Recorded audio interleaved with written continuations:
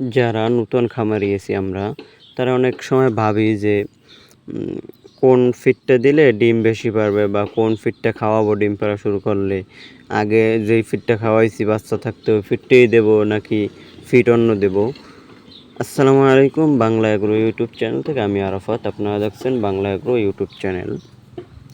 এই যে দেখতেছেন এগুলো হচ্ছে লেয়ার 1 এবং গ্রোথের যে ফিডটা আছে এই ২ টা ফিড মিশানো। আমি এই ২ টা ফিড মিশিয়ে খাই, রেজাল্ট ভালো পাই আলহামদুলিল্লাহ। এই যে দেখতেছেন এগুলো হচ্ছে ২ টা কোম্পানির মিশ্রণ হইছে। আমি যেহেতু এক কোম্পানির খাওয়াই আদারটা পাই নাই, ২ কোম্পানির ২ টা দিছি তার জন্য। একটা হচ্ছে প্যারাগন আর একটা হচ্ছে যে ওটা বলে কি অ্যাডভান্সের। আপনারা যেকোনো কোম্পানির দিতে পারেন। নারিশ আছে, তারপর যে কাজী অ্যাগ্রোর আছে। আপনারা যেকোনো কোম্পানির ফিড ব্যবহার করতে পারেন। চাইলে ২টা ব্যবহার করতে পারেন, না চাইলে আপনারা লেয়ার 1ও ব্যবহার করতে পারেন। কিন্তু ডিম পাড়া শুরু করলে লেয়ার 1 খাওয়াইতেই হবে, যেটার একটা পিক দিয়ে দেব।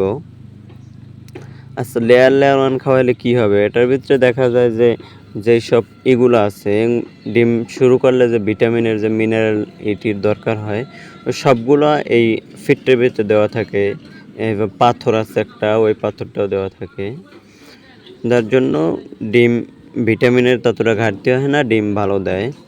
২টা মিলিয়ে দিলে দেখা যায় যে অনেক সময় ওজন কমে যায়, ডিম হয়, তার জন্য গ্রোথটাও ঠিক থাকে এবং ভিটামিন এইটাও ঠিক থেকে ডিম ভালো হয় বা ভালো করে, ডিমের পার্সেন্টেজ ঠিক থাকে বা বেশি হয়।